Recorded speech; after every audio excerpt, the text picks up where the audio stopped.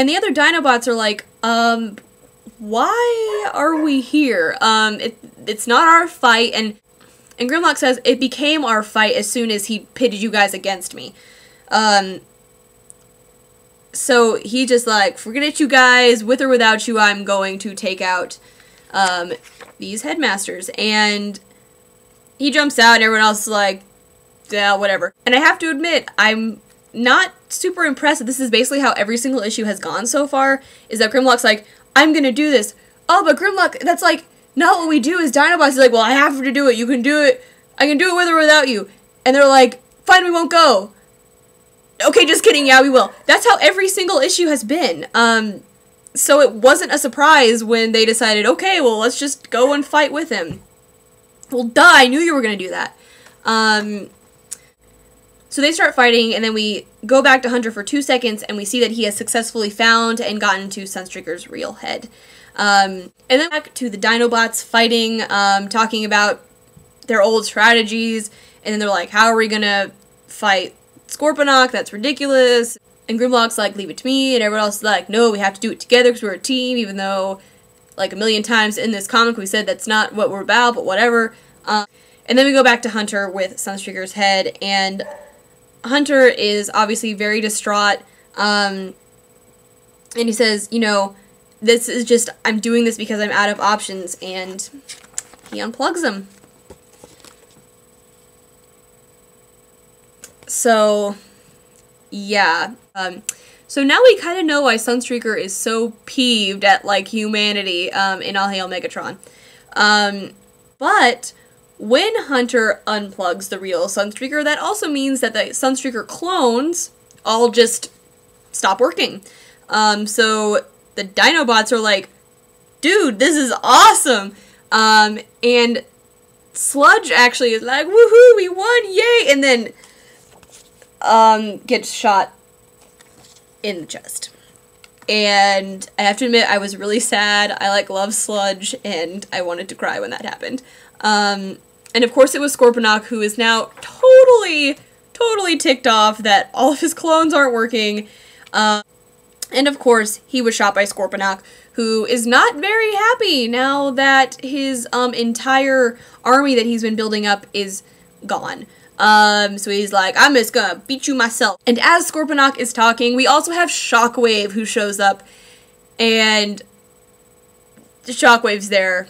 There's gonna be an epic battle, and yay. And then finally, in the last 2 frames, we have Ultra Magnus, who has also been looking for Scorponok because he's such a popular guy. And he's like, I'm gonna get you. And that's the end of the issue. That kind of rhymed. So, yeah, I think there's been a reason that it's been so hard for me to review this series. Probably because lately I've felt like basically every issue of this is kind of exactly the same. I mean, yeah, we have, of course, at the beginning of this, we have Soundwave being taken by Ravage and Laserbeak, and in other issues we have things with Hunter and Suntrigger, but the Dinobots portion, which is what this is about, apparently, is pretty much the same in every issue. It's, like I said before, Grimlock does something, the Dinobots are, like, mad at Grimlock, and he's like, I have to go fight this person, I have to go find Scorponok, whatever it may be, and they're like, we don't want to go with you. Okay, but we will anyway. And I guess that this issue, I guess, can cement that being a Dinobot means fighting together as Dinobots, but there's something about it that it's just not connecting with me. I don't really feel like the other Dinobots are, like, really, like, trying to decide if they should go with Grimlock or not, because while there's been, like, moments or, like, seconds where, like, Swoop will leave or something, or someone will be like, oh, we suck, we're outcasts, I never really feel like the Dinobots are ever gonna ditch Grimlock. And that makes it just not as interesting to me. And I feel like I'm reviewing the same issue sometimes. But besides that, this was an okay issue. Yeah, of course, we have the whole Hunter killing Sunstreaker thing, or killing Sunstreaker. Let's see how long that'll last. I'm guessing until, like, the next issue. Which, of course, is interesting and moves the story along. We have a little bit with Hot Rod, but it's not all that much. I just feel like there isn't a lot to talk about in this series.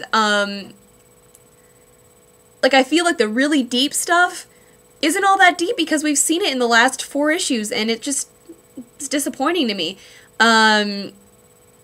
Yeah, I don't have a lot to talk about for this issue. I feel bad because I feel like this is the same kind of quality of review that I gave for, like, All Hail Megatron 2, which was, like, super boring and terrible, and a part of me wants to say, no, this isn't boring, it's Maximum Dinobots, it's great, it's all, but I don't know, it's just not great. And I know there's going to be a ton of people, like almost everyone I'm sure, who disagrees with me saying, how could you not like this? It's the Dinobots, it's Simon Furman, it's amazing, blah. Right now, it's not my favorite at all. Like I said, I feel like I've been reading the same issue over and over, and then like little things with Hot Rod and Hunt Streaker have been happening. So I'm hoping that issue 5 brings things together better than this has so far. Like I said, I feel bad that 1, this review probably wasn't that interesting, and 2, I don't really like the series, but it's just, I don't know, it's just not awesome. Of course, we have Ultra Magnus coming in at the last second, but okay, he's looking for Scorponok. Everyone's looking for Scorponok, so okay. So yeah, this issue's just an okay issue. I mean, it's not terrible by any means. It's not poorly written. The art isn't bad, though, of course, like I said, the Ray's art makes me want to laugh instead of be sad or feel bad for anybody because it's super overdramatic, and I feel it's like the Maximum Dinobots soap opera, but whatever. So yeah, there's nothing wrong with this. It's just, it's not awesome. So I'm hoping that issue 5 will make up for that. So that is my review of issue 4. Sorry it wasn't super interesting. As you can tell, there's a reason for that. So, next up, of course, will be issue 5 and the end of this. And All Hail Megatron 12 will obviously be coming out soon. I was going to pick up a copy of I Am Optimus Prime. I didn't get a chance to go to the comic book store this week. So I might pick that up in the future and review it. It looks cute. I don't know why Drift is in it. That's weird. And from what I've seen, it looks hilariously bad, but we'll see if I get a copy of it, if I'll review it. And of course, I have other projects and stuff lined up for you guys. But other than that, that's about it, and I will see you guys next time.